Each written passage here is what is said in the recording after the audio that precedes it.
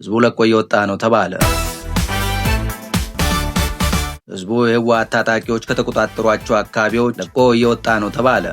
የኢትዮጵያ መከላከያ ሰራዊትና የፌዴራል ኃይሎች ካላማጣና ኮረም ከተማዎች መውጣታቸው እየተዘገበ ባለበት ወቅት ነዋሪዎችም ለደህንነታቸው በመስጋት እየሸሹ መሆናቸውን ቢቢሲ ዘግበዋል። ግጭት ይቀሰቀሳል በሚል ፍራቻና ታጣቂዎች የሚወስዱት እርምጃ ስጋት ፈጥሮብናል ያሉ ነዋሪዎች ወደ አጎራባች አካባቢዎች በመጓዝ ላይ መሆናቸውን ነዋሪዎች ተናግረዋል። የአላማጣ ነዋሪ እንዲሁም የቀድሞ የአካባቢው ባለስልጣንና በትግራይ ጊዜያዊ አስተዳደር ስር የአላማጣ ከተማ ከንቲባ የነበሩት አቶ ዝናቡ ደስታ በከተማው ውጥረት መኖሩንና ነዋሪዎች እየሸሹ እንደሚገኝ ገልጸዋል። ስማቸው እንዳይጠቀስ የጠየቁ ቢቢሲ ያነጋገራቸው ግለሰብ ካላማጣ ሸሽተው ወደ ቆቦ ሜዳቸውን ተናግረዋል። አሁን ቆቦንን አልጋ የሚባል የለም፣ በጣም ውድ የሆኑ አልጋዎች ብቻ ናቸው የቀሩት ያሉት ነዋሪው ቤተሰብ ያለው ቤተሰብ ጋር አሊያም አልጋ ለሁለትም ለሶስትም ይዘን ነው ያለ ነው ብለዋል። አብዛኛው ወጣት እየወጣ ያለው ታፍኖ ወደ ጦር ሜዳ እንዳይወሰድ ለማምለጥ ነው፣ ሁሉም መሸሽ ነው የሚፈልገው ሲሉ አክለዋል። ኮማንድ ፖስቱ ማለትም የመከላከያ ታጣቂዎችና የፌዴራል ታጣቂዎች ራሳቸውን ብቻ መታደግ ጀመሩ። እነሱ ካምፓቸውን ለቀው ሲወጡ ህዝቡን በእግሩ መውጣት ጀመረ ብለዋል ነዋሪው። ሐሙስ ጠዋት በአንድ መኪና የወጡ ሰዎች እንደነበሩ ጠቅሰው አሁን መኪናም ታግዷል፣ አያስወጡም፣ ንብረት ይዞ መውጣትም አይቻልም ብለዋል። የከተማው ነዋሪዎች ከረቡዕ ጥር 20 2018 ዓ.ም